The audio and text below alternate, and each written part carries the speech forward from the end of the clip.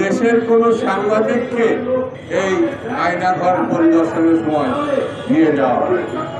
আমার কাছে এই কারণে মনে হয় সরকার খুব বিশৃঙ্খলাপূর্ণ পরিবেশের মধ্যে আছে। গতকাল আমরা যে ঘটনাটা দেখলাম 6 মাস পরে, যেখানে মানুষদেরকে নারকীয়ভাবে আটকে রাখা হতো, গুম করে রাখা হতো, সেই জায়গাগুলো সোশ্যাল মিডিয়াতে যেসব ঘটনার কথা আসছে, পত্রপত্রিকা আসছে, সেগুলো দুঃখজনক, ভয়ঙ্কর এবং বিপজ্জনক।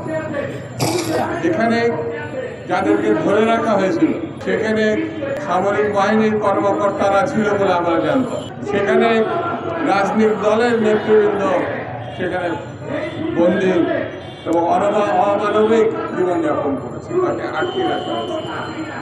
এর বিরুদ্ধে যেসব সংগঠন কাজ করেছে, যে সাংবাদিকরা কাজ করেছে, গতকাল আমরা দেখলাম সেই সব সংগঠনের কোন নেতা নেত্রীকে সেখানে আহ্বান করা হয়।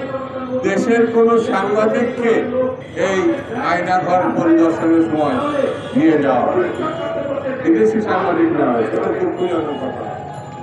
আমার কাছে এই কারণে মনে হয় সরকার খুব বিশৃঙ্খলাপূর্ণ পরিবেশের মধ্যে আছে। কখন কোনটা করতে হবে, কিভাবে করতে হবে, সেটা সে বুঝতে পারছে।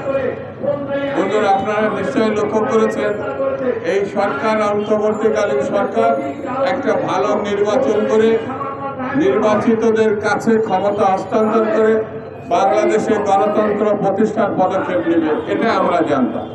কিন্তু প্রতিনিয়ত যেমন শেখ হাসিনা বলতো উন্নয়ন, আর এর কথা হচ্ছে সংস্কার।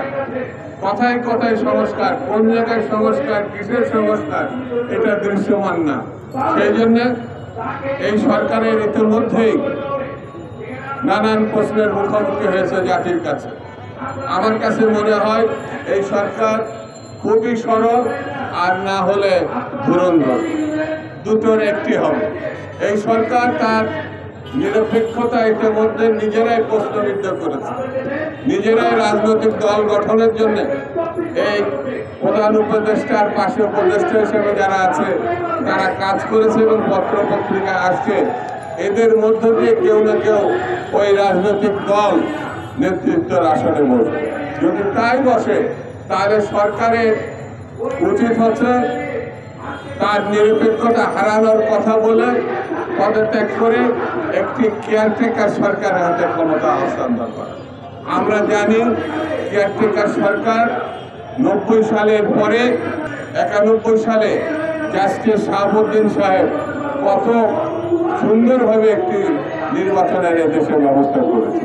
সেহেতু এই দেশে যেসব দৃষ্টান্ত আছে তা ফলো করে যদি এই সরকার আগামী দিনে পদত্যাগের মধ্য দিয়ে একটি কেয়ারটেকারের কাছে ক্ষমতা হস্তান্তর না করে, তাহলে আমার মনে হয় আগামী দিনে তার যে নিরপেক্ষতা ইতিমধ্যেই যা প্রশ্নের মুখে ফেলেছেন, আগামী দিনে সেটা আরো বড় করে দেখা দেবে এবং ভালো নির্বাচন যেটা আমরা প্রত্যাশা করছি, সেই নির্বাচন আদৌ সম্ভব হবে কিনা, এটাও জনগণের প্রশ্ন দেখা দেবে।